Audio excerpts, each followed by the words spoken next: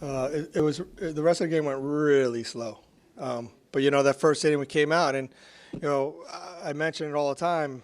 Before the games, hey, let's go out there and let's score first. Especially in these games like that. And they came out and we started swinging the bats from the get go. And at first you think, man, that's awesome. We're probably going to score a bunch of runs, and it turns out we didn't. That was it. And I'm really proud of the guys. Just every inning, we try to win every inning and stay in it. And the boys did well. Patrick got out of some jams, and then our bullpen. I can't say enough about Rainey, Dew, Huddy, and what they did today. Huge game for both of them, but they've done that through this whole playoffs. Other questions for Dave? Jason? Davey, congratulations. You said on the podium that bumpy roads often lead to beautiful places. Could you reflect on that a little bit? What is it about the bumpy road that makes these places more beautiful? If you look at how where we came from and what we had to accomplish to get here, it wasn't easy. And I'll be the first to say, I never doubted these guys. I really did. And all I kept telling myself, hey, stay with them, stick to the process, stay positive, teach, and as soon as everybody gets healthy, we'll make a run. We'll make a run, and this, we'll get back in this thing. Didn't know how far we get back in it, but I really believe that these guys could turn this around right from the get-go, and they did. And we played really well throughout. After May 24th, we played playoff baseball throughout the rest of the year, and the result is what you see. 100%. I can't think of any. Look, I've been through a lot of stuff in my career. Game 162, Game 163, World Series in 08, World 2016. 108 years waiting to get. But this right here, to me, tops everything I've ever been through. I'm so proud of the guys. Honestly, they could have folded. They didn't. Staying to your left, Dave. Sam? Davey, this is the fourth celebration you guys have had like this. Did this one feel different at all? And what, when you look back, will stand out from tonight? Yeah, for me, wet is wet. I feel like a wet dog right now. I ain't going to lie to you. But, no, hey, everyone gets better and better. They really do. And, you can never get enough. And I tell the boys, hey, one more. Let's have one more champagne pop. And it'll be a lot more gratifying than this one. The third row on your left. Dave, you mentioned what you were a part of in 2016. It's been 86 years since the city was in the World Series. What does that mean to you? I'm just happy to be a part of it. Like I said, I'm just a small piece to the puzzle. I really am. Ownership, front office, Riz, players, clubhouse, trainers. It means a lot to all of us, and I thank them all for sticking through this, throughout the whole year. It took a village to get us to where we're at right now. So I'm really proud of everybody in this organization. David, to your left, Dave. Davey, I know every team in every sport runs its own race, and you're thinking about your team and nothing else. Is there anything to energy that comes in a city when the Caps win the Stanley Cup and the Mystics win the WNBA and UVA wins the national championship that either builds or, brings things into focus or at least creates an avenue or or a goal for everybody to shoot at when other teams in the city are doing the same thing? For me, I see those teams winning, and I talk, I've often talked to the head coaches. I talked to Mike today, and,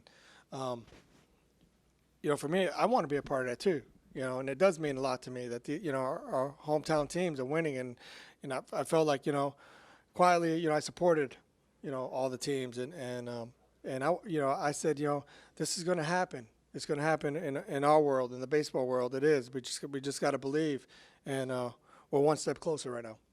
Third row on your right, Dave. Dave, first of all, congratulations. I remember a day back in late May, we were in your office after a game, and we were asking about Gerardo Parra, and you said that he was already having an impact on the younger Latin guys in the room. Now, we flash forward to tonight. Baby Shark is a phenomenon that nobody saw coming. Did you ever think that somebody like Gerardo Parra coming in the second month of the season, he could become so infectious and help the clubhouse in such an intangible way? You know, so first off, I only put him in a game today to get the fans going again. And no, I'm just kidding. No, he's meant the world to me. You know, when we picked him up, I knew what kind of guy he was. I talked to Henry. Henry played with him. Henry was his teammate, Blanco, and I told him, I said, "Look, we're gonna get Parra. I know what kind of clubhouse guy he is. Tell me what you think." He says, "You want him?" I said, "You know, he's a heck of a player, but he'll keep that clubhouse loose." And I said, "Well, you know, we're gonna get him, and I need him. We need him at that point. He's just another veteran guy, left-handed back, play first, outfield positions." But what he's meant to this team, outside of just, regardless of playing, what he's done in that clubhouse is really changed the way these guys go about their business. I mean, it was business. There wasn't a whole lot of. He made it fun for this team, and I said this earlier today. There was a point in time where he was struggling real bad. He was like 2 for 30, and it was everything was kind of down a little bit. I didn't feel that energy, and I brought him in the office, and I said, "Hey, what's going on?" And he goes, I'm not hitting. I'm not helping the team." He goes, No. I said, "I don't care if you're 2 for 100. I said, your job is to bring the energy every single day. That's who you are." I said, "You play that music loud. You pump up the guys." I said, "You're the guy that brings that energy every day." And he just looked at me and goes, "You're right." He said, "I'm not doing my job." And I said, "Well, go do your job." And needless to say, after that, he started hitting again. And he came back to my office a few days later. He goes, "Hey, thank you. I didn't realize, that I need to have fun too, not worry about, I said, "Yeah, hey, bring it every day." I told you, I said, "I don't, for me, 0 for 4s, 0 for 5s don't really bother me. It's what you bring, on and off the field that I care about." And he's that guy. And those guys up there, every one of his teammates love him. All the fans love him. He's just that guy. He's the Parra Shark. Do a few more. Anthony, on your left. What is the degree of difficulty for Howie Kendrick to not only recover from the type of injury he did in his mid-30s, but do it to such an extent that he can produce what he produced this week? He's been, I got a picture on my phone that I took after the LA series when he I hate to call him errors, but he made an error. Everybody knows that. And they showed him in a dugout, and his face just said it all. He felt like he let the team down. And for him to come back and do what he's done, and in this series and hit that grand slam in LA, that only tells you what kind of person, what kind of player he is. I mean, he's been the quiet leader all year. You could talk about Zim. Zim's the captain, but when Howie speaks, everybody listens. I mean, truly. For me, he's definitely the comeback player of the year, and then some. Do 2 last ones. Joe in the left corner. Dave, you mentioned the bullpen earlier. Is it any vindication that those were the guys who secured the final outs of this clincher, given all the up and down and kind of adversity they faced in the bullpen this year? Yeah, it was. I mean, it was awesome to watch those guys do what they did last, few innings. I was so proud of those guys, and I've said this all along. I've asked these guys to do things that they probably didn't think they could do. Doolittle going out there and getting 5 outs, today. Huddy doing the same thing. Rainey putting him in big moments. When everybody thought, this guy's wild. He walks everybody. And giving him the ball. I mean, he's matured so much this year, and that he's one of the guys. He's got electric stuff, but he's, I'm very confident in putting him in the game. So I'm proud of those guys. But for me, they bought in. The big thing is they bought in. I've asked them to do these things, and they didn't hesitate to say, "Hey, whatever you need from me, I'll do the best I can. I'll do it."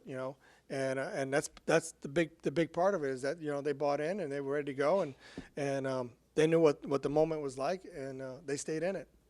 Was there a first thought at the final out?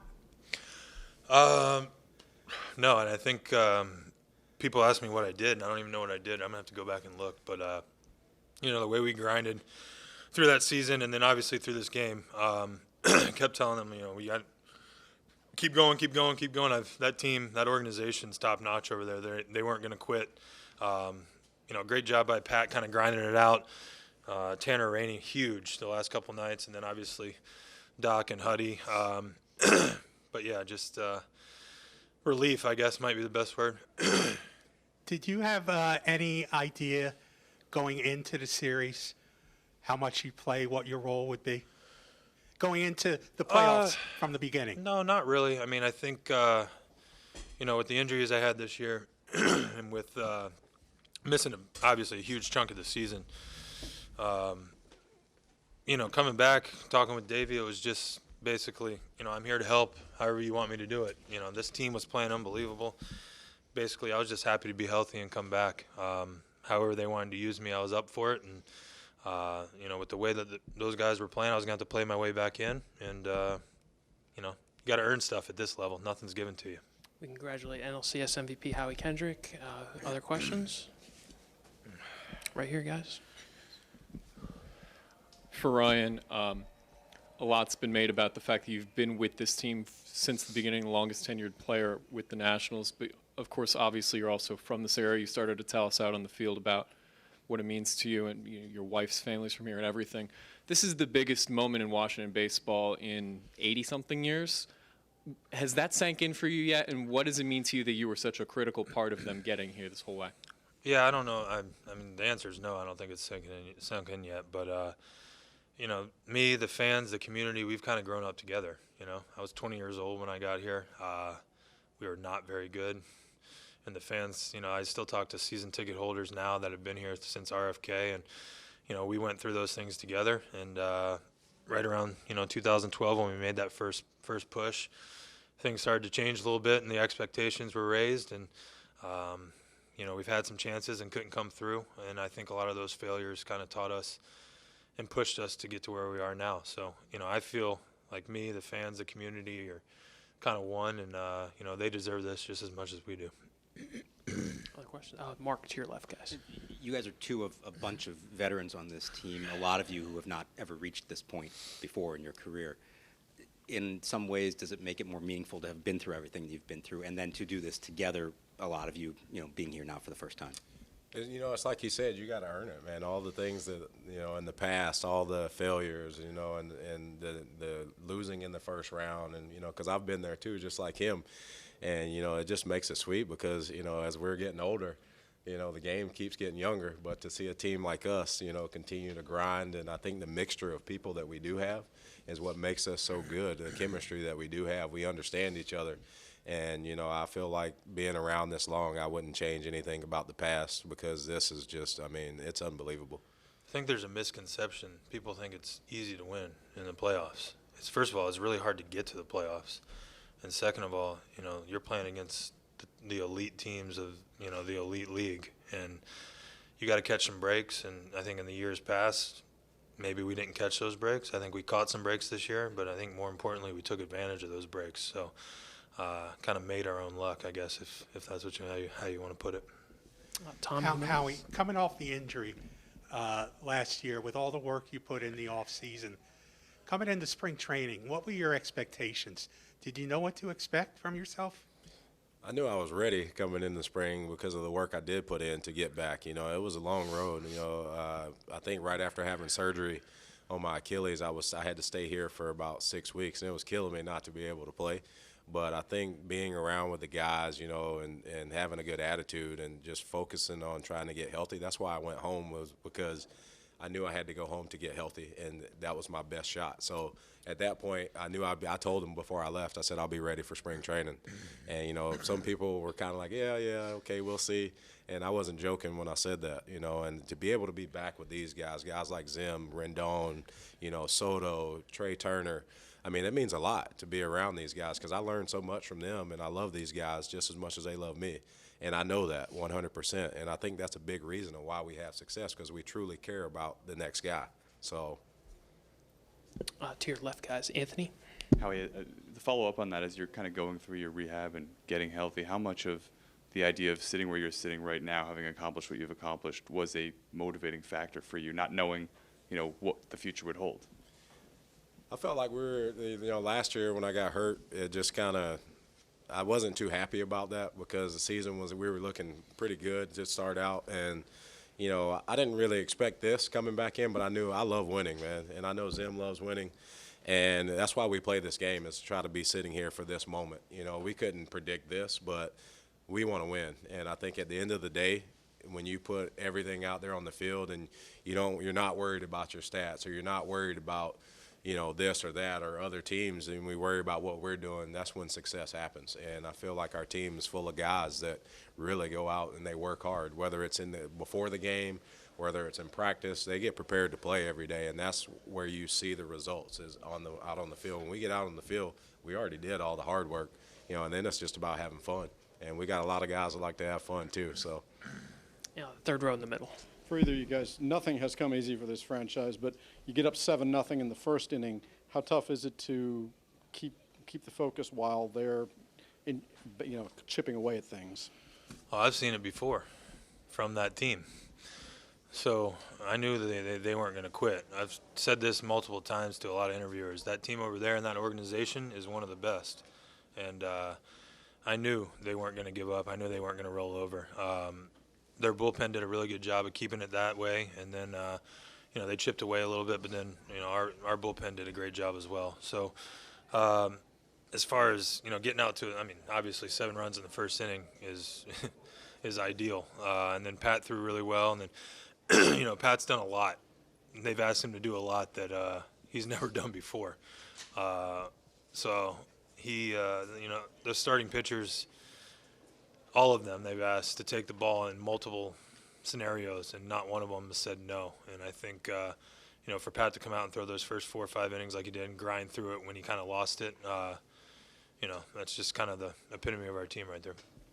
Tom? Can either of you guys, or both, what's the hardest, do you remember, and can you talk about the hardest conversation you guys had in the clubhouse when you were 19 and 31? I don't think we really had any hard ones. Our mentality was still the same. Even though we were losing, nobody really panicked. I don't think there was a sense of panic. Even Davey at the time, he was like, man, we just, the guys that matter, all the opinions that matter, they're in this room. And we just looked at it like that. It's like, hey, it's up to us to turn it around. We didn't blame anybody.